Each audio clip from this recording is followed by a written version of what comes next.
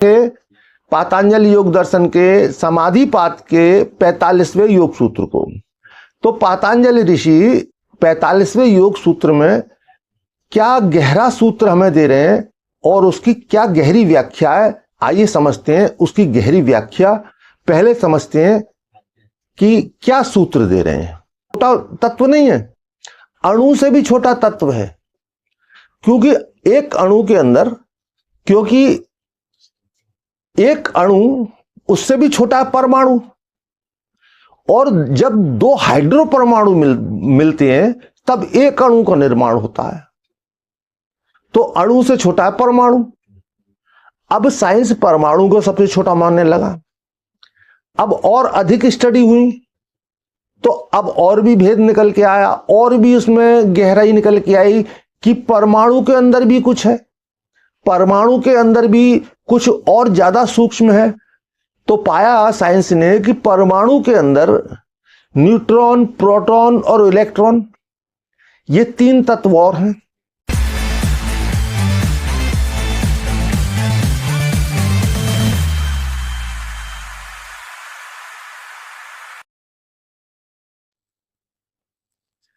साथियों, मैं योगी हमदर्द गिरी आप सभी के चैनल योगी हमदर्द गिरी में स्वागत करता हूं। आप सभी को बहुत बहुत प्रेम। साथियों, आज समझेंगे पातंजल योग दर्शन के समाधिपाद के 45वें योग सूत्र को। तो पातंजलि ऋषि 45वें योग सूत्र में क्या गहरा सूत्र हमें दे रहे हैं और उसकी क्या गहरी व्याख्या है, आइए समझते हैं उसकी गहरी व्याख्या। पहले समझते हैं कि क्या सूत्र दे रहे हैं। सूक्ष्म विषयत्म चालिंग परिवासनम। तो साथियों, इस सूत्र के शब्दों को ठीक ठीक से अलग से हम अर्थ समझते हैं। इन सूत्रों के अर्थ क्या हैं, फिर समझते हैं इसकी व्याख्या।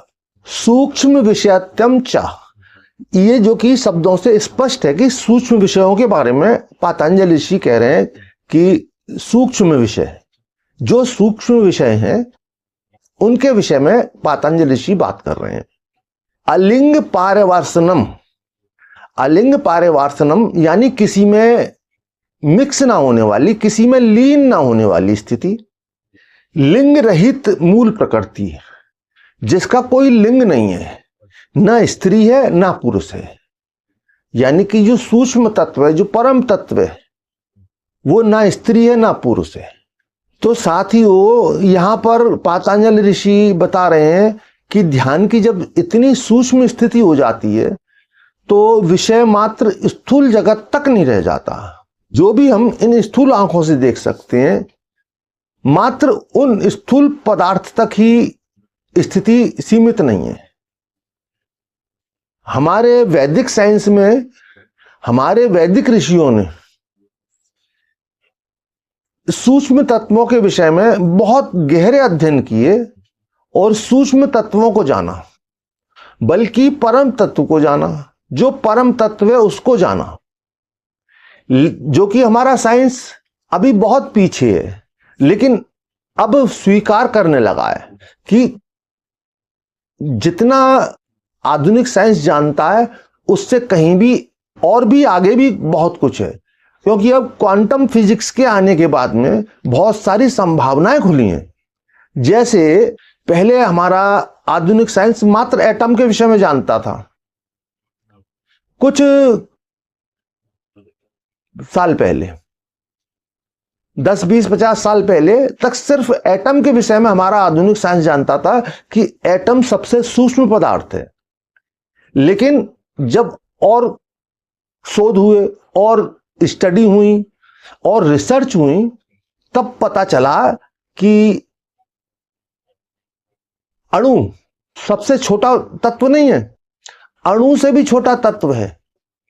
क्योंकि एक अणु के अंदर, क्योंकि एक अणु उससे भी छोटा है परमाणु, और जब दो हाइड्रो परमाणु मिलते हैं तब एक अणु का निर्माण होता है। तो अणु से छोटा है परमाणु। अब साइंस परमाणु को सबसे छोटा मानने लगा। अब और अधिक स्टडी हुई तो अब और भी भेद निकल के आया, और भी उसमें गहराई निकल के आई कि परमाणु के अंदर भी कुछ है, परमाणु के अंदर भी कुछ और ज्यादा सूक्ष्म है। तो पाया साइंस ने कि परमाणु के अंदर न्यूट्रॉन, प्रोटॉन और इलेक्ट्रॉन, ये 3 तत्व और हैं। जब आधुनिक साइंस ने और ज्यादा रिसर्च की तब पता चला कि क्वार्क्स नाम का भी कोई तत्व होता है, जिसके के द्वारा ये न्यूट्रॉन और प्रोटॉन का निर्माण होता है। न्यूट्रॉन प्रोटॉन का निर्माण क्वार्क से होता है। काफी दिन तक ये रहा। फिर उसके जब बाद और भी रिसर्च हुई तब पता चला कि क्वार्क्स को भी जोड़ने वाला कोई तत्व है, वो है ग्लूऑन। ग्लूऑन क्वार्क्स को जोड़े रखता है। अब इलेक्ट्रॉन के बारे में सिर्फ गति करता है, इतना जानते थे, लेकिन यहां भी और ज्यादा क्लियर हुआ कि इलेक्ट्रॉन मात्र गति नहीं करता, इलेक्ट्रॉन भी 2 तरह का बिहेव करता है। जब हम इसकी ओर नहीं देखते हैं, जब हम इसे नहीं देख रहे होते, कोई भी ऑब्जर्वेशन नहीं कर रहे होते, तो वेव्स के रूप में होता है ये। लेकिन जिस क्षण हम इसे देखना शुरू करते हैं, ऑब्जर्वेशन शुरू करते हैं, ये साइंस ने जाना, जब भी इसका ऑब्जर्वेशन करते हैं तो ये कण में परिवर्तित हो जाता है। पहले वेव्स के रूप में कार्य कर रहा था, लेकिन अब अणु के रूप में परिवर्तित हो जाता है मात्र ऑब्जर्वेशन से। तो इलेक्ट्रॉन की स्थितियां बदलती रहती हैं। अब क्वांटम फिजिक्स के आने के बाद में अब आधुनिक साइंस सोचने पर मजबूर है कि इससे भी छोटे तत्व होते हैं। हमारे वैदिक साइंस में इससे और भी छोटे तत्वों के विषय में बात की जा चुकी है, और वो छोटे तत्व हैं, इससे भी छोटे 25 तत्व हैं हमारे वैदिक साइंस के अनुसार। हमारा आधुनिक साइंस वैक्यूम की बात करता है, वैक्यूम के द्वारा, ग्रेविटी के द्वारा बहुत सारे कार्य होते मानता है। लेकिन ग्रेविटी का सिद्धांत क्या है, वैक्यूम का सिद्धांत क्या है, इसके मूल क्या है, इनको नहीं जानता। लेकिन हमारे वैदिक साइंस ने इस चीज को समझा। वैक्यूम क्या है? प्राण, वायु, मात्र वायु नहीं, प्राण थोड़ा अलग है। अलग वीडियो में मैं आपको इस विषय में डिटेल से बताऊंगा कि प्राण और वायु में अंतर क्या है। तो हमारे वैदिक साइंस में 25 तत्व माने जाते हैं। 25 तत्व में जैसे तो 5 हमारे मूल तत्व हो गए, पृथ्वी, जल, अग्नि, वायु, आकाश, इस तरह से 5 तत्व हो गए। 5 हमारी कर्मेंद्रियां हो गई, 5 हमारी ज्ञानेंद्रियां हो गई, टोटल हो गई 15।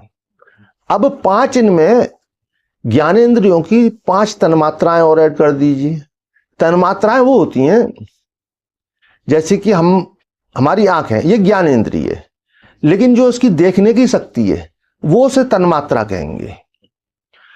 हमारे कान है, ये ज्ञानेंद्रिय है, सुनना इसकी तन्मात्रा है, इसका गुण है, ये भी तत्वों में आता है। तो इस तरह से 20 तत्व हो गए। अब बाकी बचे 5 तत्व। तो उन 5 तत्वों में चित्त, मन, बुद्धि, अहंकार, 4 तत्व ये हो गए।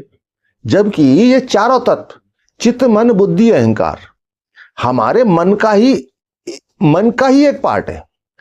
मन की 4 स्थितियां, जो हमारा मन 4 स्थितियों में अलग अलग रूप से कार्य करता है।